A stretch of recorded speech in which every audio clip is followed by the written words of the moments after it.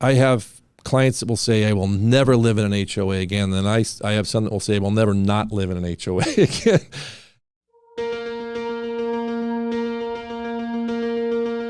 Most people are not equipped to understand the seemingly endless facets of an HOA.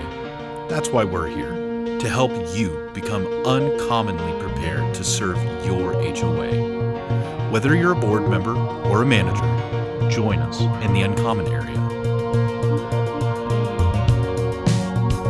Welcome to the Uncommon Area. I am Matthew Holbrook, and in this episode, I talk to former Major League Baseball player Matt Luke. Matt is a broker and the current owner of Major League Properties, All-Star Property Management, and Stadium Escrow. And we spend this episode talking through what do home buyers look for in homes that are for sale in a homeowners association, and ultimately assessing what are the good things and what are the bad things that a home buyer might consider in a homeowners association. So I hope you enjoy this episode, and I would encourage you to subscribe and share so that other board members and managers can also tune into the Uncommon Area. Matt Luke, so good to have you joining us for this episode of the Uncommon Area. Thank you, Matthew. Great to be here. Yeah, we've known each other for a while, and it's great to have you be part of this. You're involved in residential real estate, in residential property management, escrows, a lot of different areas of real estate.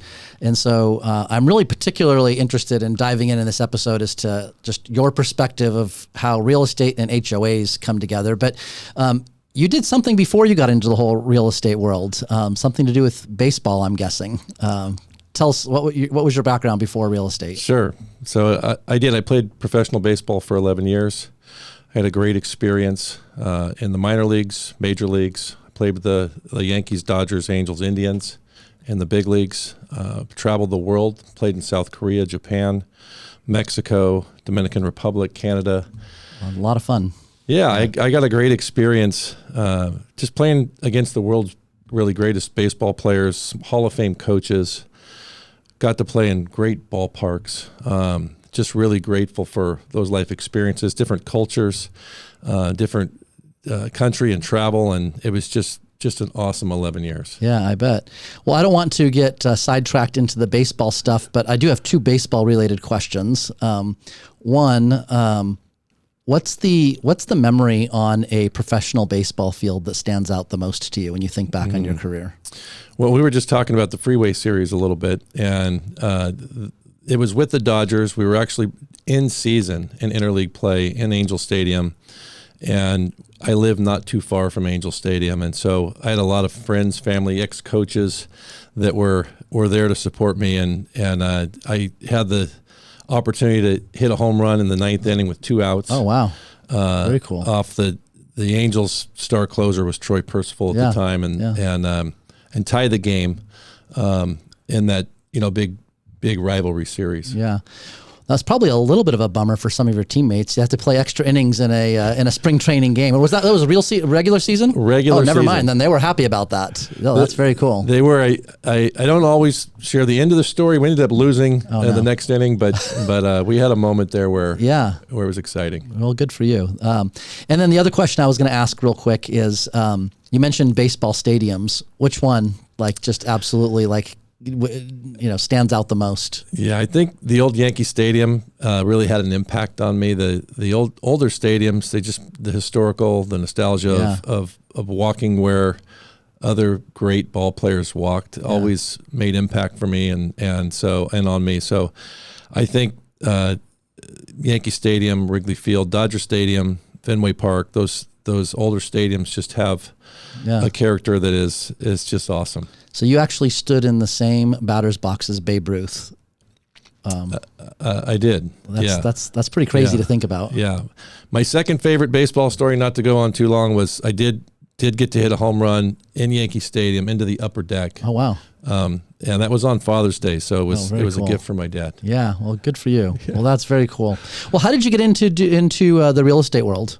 It was post-baseball. I was transitioning after a few injuries, arm injuries, just trying to figure out what my next venture was. And I had a great friend, actually from church, that had just gotten into real estate, somebody I trusted, and he was having some success. It was early 2000s, and he encouraged me to consider it. And so I started doing a little investigation and realized that this was something that could get me outside. And residential real estate is a lot of both outside and inside. So I liked the duality there of not just being inside all the time, but being out, meeting people, talking to people, helping people. Yeah.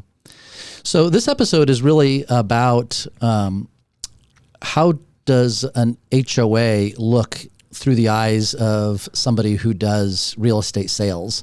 And so maybe to start off with, you have a listing and you see that it is in a homeowners association and you're saying, I need to sell this home. What are the first thoughts that go through your mind when you know that it's in an HOA? To get educated, to get information on the HOA. For a listing agent, it's important to know the property that you're helping sell. So HOAs typically are not a negative to most people if they're handled and managed well. So my job as a listing agent is just to get that information and find out, is the HOA well funded? Is it well managed? Is it well cared for? Are homeowners reasonably satisfied and happy with the management of that community? So how do you go about making that assessment? How do you know if it's well managed? Well, my first conversation is with my client. The client who's been there for a certain number of years has information. They've experienced that one-on-one with the HOA. And so I'll dig into that a little bit in my initial appointment. I'll find out what their responses are to, does it have, what amenities does the HOA provide? How are they maintained? Has there been, any history, assessments, things that raises in dues? Common question I get is, how often are the dues raised? Things like that. So just being armed with that information to be able to share with buyers that come in is important, and I think helpful because they're important questions. So I'm curious, because we might see this differently. When a homeowner or a prospective buyer, let's say, asks, how often have the assessments been raised in an HOA? I'm assuming that they are looking and you are looking to give them an answer that says not very often. Correct. And so usually that question, the secondary question comes up because if dues were recently raised, they're going to want to know, well, is this an annual thing or does this happen every 3 years, every 5 years? What's the history on that bump in dues? And so I have to typically go back and make a phone call or talk to my client about what that history is. Yeah. People want to know what the future looks like too when they get into an HOA, and sometimes the past history may or may not be able to reflect the future. Yeah. And from the HOA management side, and again, every association is different. There's different situations. But if I was assessing an HOA from the perspective of the assessments, a modest increase in the assessments on a regular basis would actually be possibly a positive sign, because the associations that don't raise their assessments very often get very underfunded, create other problems, and then all of a sudden, somewhere in the future, you get a really big increase all at once, and you get special assessments, and that's when the other shoe drops. Right. And so an association that hasn't raised their assessments in a long time or doesn't do that very often, that's one that might make me a little bit nervous, just kind of knowing that what's coming down the road. Yeah. Understandably. And so on the flip side of that, I sometimes, I get questions like how many units are in an HOA. They want to know the size. Why do you think they care about that? It's interesting. I think they just want to know, are we in an HOA that has 24 homes? Or are we in an HOA that has 240 homes? And sometimes people have had different experiences with HOAs, so they bring in a hey, we only had 24 homes and it wasn't run well, and all of a sudden it disbanded. Right. All right. So I think sometimes size gives some stability, where they can drive around and see that, hey, there's pride of ownership here. The grounds are maintained well. Sometimes in those smaller communities, I found people have had experiences where maybe they haven't gone so well. Yeah.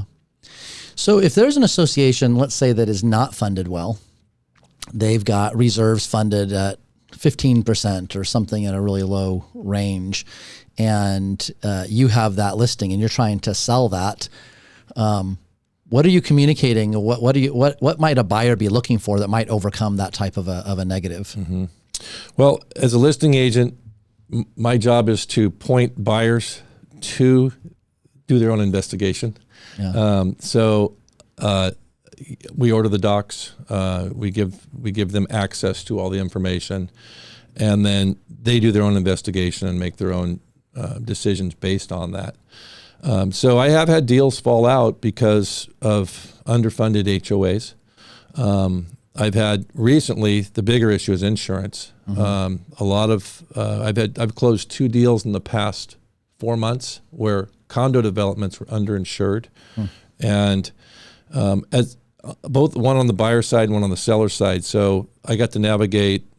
I got to help navigate a seller and a buyer through this changing environment, where certain types of loans are now required to be able to lend on those types of properties, and explain to them that our insurance industry is in a bit of disarray right now, and there's some things that they're working through that change the reality of insurance if something were to happen to this property. Yeah.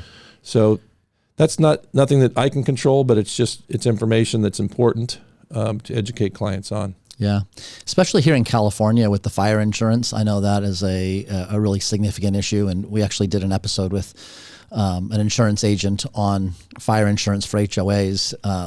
But that is a significant consideration, I would imagine, especially when you're looking to buy a home. Can it be insured through the HOA? Very important. And then you'd be surprised with lack of inventory right now.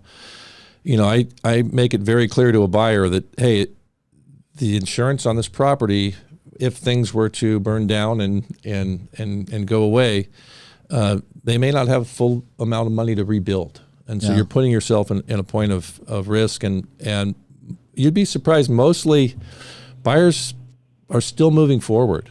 But it's my job to make sure they have that information. They do their investigation with the HOA. They dig in, they answer those questions, get those questions answered for themselves with direct contact. So we're talking now to HOA-managed presidents. Oh, really? Yeah. So I have a couple of them in my phone. I know who they are, and if I want to get quick information, it's I can get that to my client quickly. Yeah. I'm not asking you to name any names, but would you ever look at a listing and realize, oh, this is being managed by this management company, and that makes me a little nervous? You know what? I think what I look at is there's 3 or 4 larger names that seem to be more prominent that I know have represented stability over the years. So I think when I see those names, I'm less concerned with how properties or communities are being managed. So when I see an unknown name, that's when I do a little bit more investigation and really dig into maybe making that call myself to find out more information. Yeah. Some HOAs are managed by a homeowner. Right.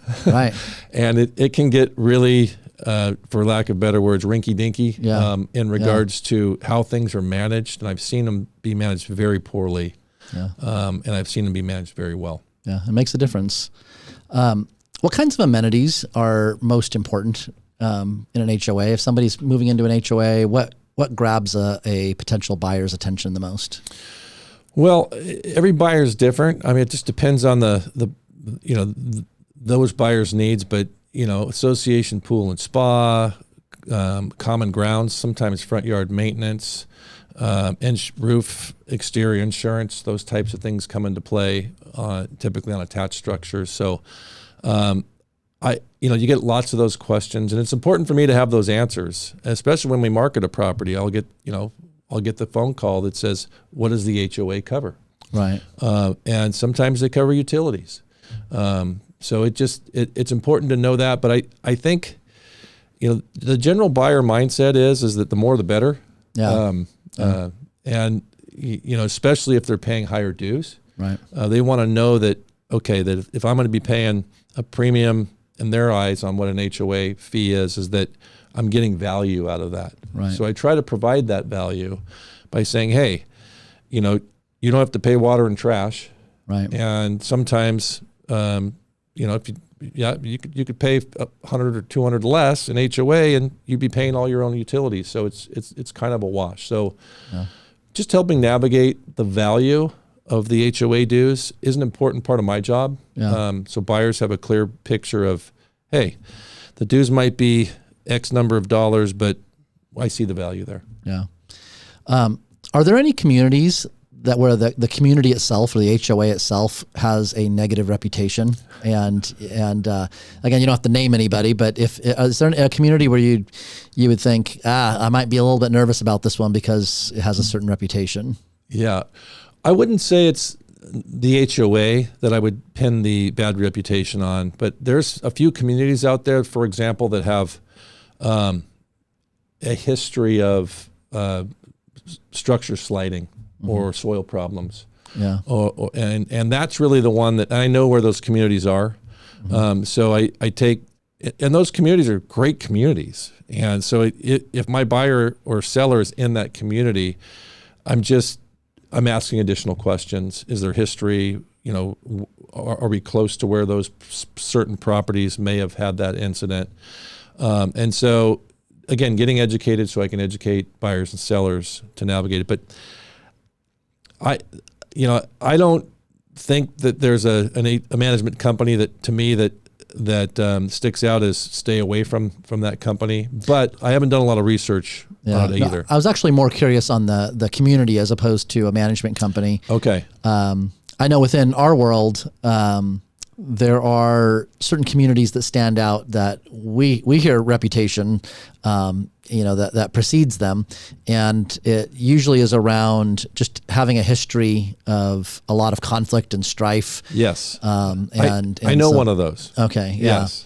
And I guess my point is that those types of things actually matter because the word does get out, and you could have a beautiful community, but if people can't get along or there's a lot of tension on the board or within the community or the committees, I think at least in our world that kind of leaks out and people hear about it. Yeah, I am aware of that as well.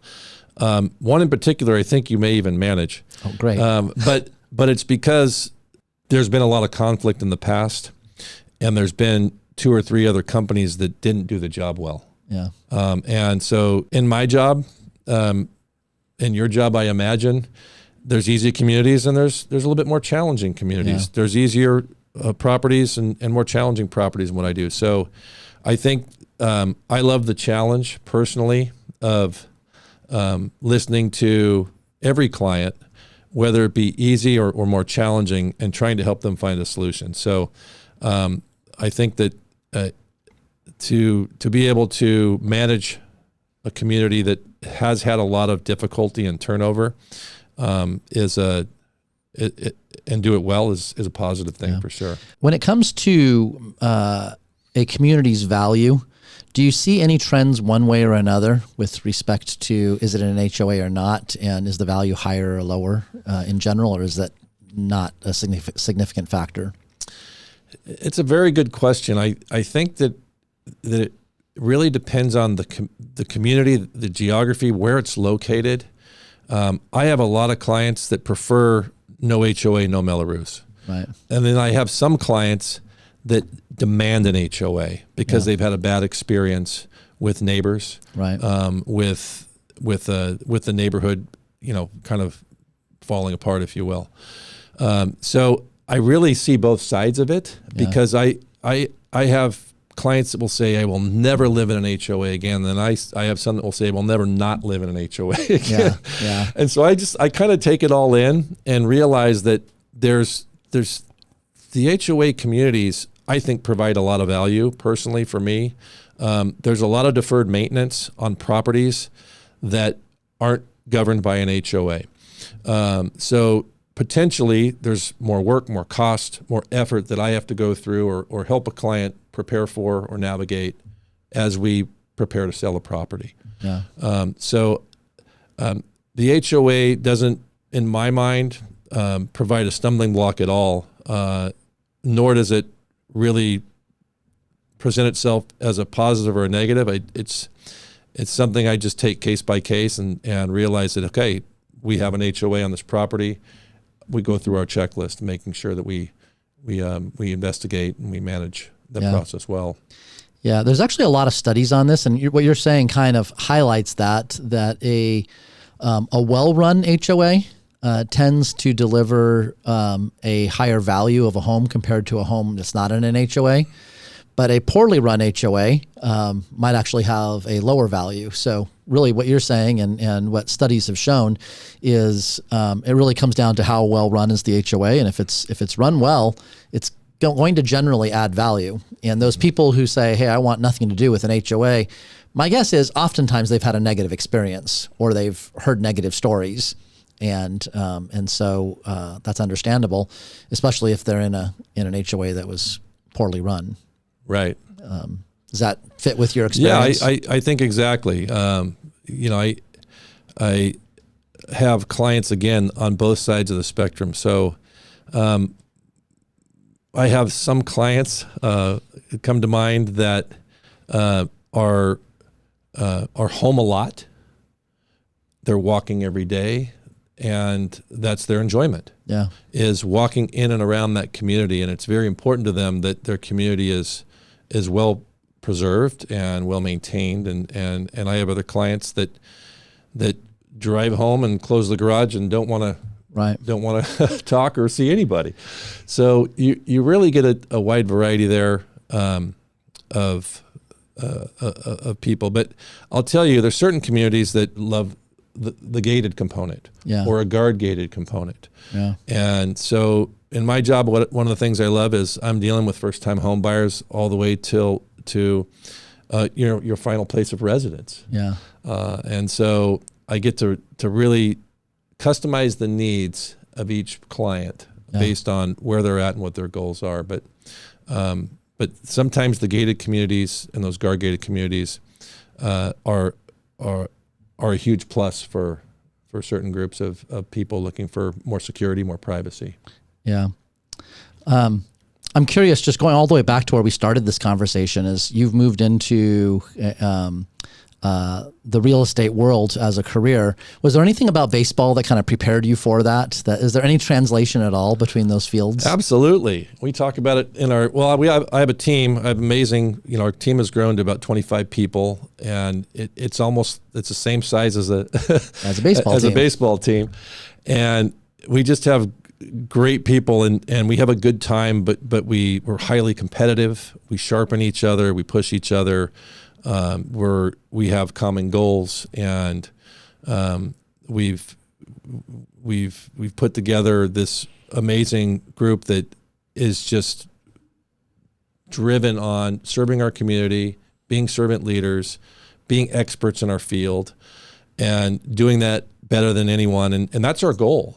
Yeah. And so, the competitive side is, you want to win, you want to be first. Yeah. And so sure, that drive is there. And the drive is really to make the most impact in our community that we can, and do it while growing a group of people that have a common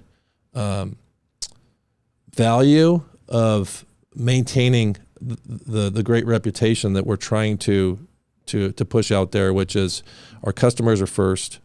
We're the expert in your community. We're here to serve you. We're going to listen to your goals, and we're going to provide the best experience we can for you. Yeah. Well, I would imagine that it's just a real highlight and fulfilling part of what you get to do when you get to hand the keys to somebody who's just bought a new home and they're all excited, and that first day of owning a new home is a highlight for everybody. It is. It's a great joy to be a part of that. To be a little part of that is a great joy, and it's one of the highlights for sure of what we get to do. One more thing on the baseball question. Yeah. So I tell our team every day, hit the singles, do the little things, the home runs, the extra base hits. Those things they'll come, but it's the discipline of doing the little things in our work every day that are going to help make us better, make us different, and help us be organized and fine-tuned for those larger moments. Yeah. So teamwork in that, discipline in that, hard work in that are all baseball, kind of required in baseball, and also required, I think, in a successful real estate group. Yeah, I think it's just in general in our world today, we do lose sight of the importance of the fundamentals in whatever field that you're in. People do want to hit those home runs, but it's the repetition of just doing the fundamental things over and over and over again and doing them well and consistently. That's really where you ultimately make the distinction. And so I'm sure that's the same in your business. Absolutely it is. The fundamentals of baseball are really, they take time. Yeah, they take time, and I think a lot of our generation, this next generation today, with the instant gratification, it's those are few and far between moments, and I really feel that the daily discipline of the fundamentals, having a good strategy, having a good plan, having a good work ethic, those things are going to help catapult anyone in the real estate field to some success, and we've seen that in our community, which we're excited about. We're honored to have that opportunity, but we're highly competitive. Yeah. No, I understand. Well, Matt, thank you so much for being part of this episode. Really appreciate your insight. And I would just encourage those of you watching or listening that you would check out other episodes of The Uncommon Area.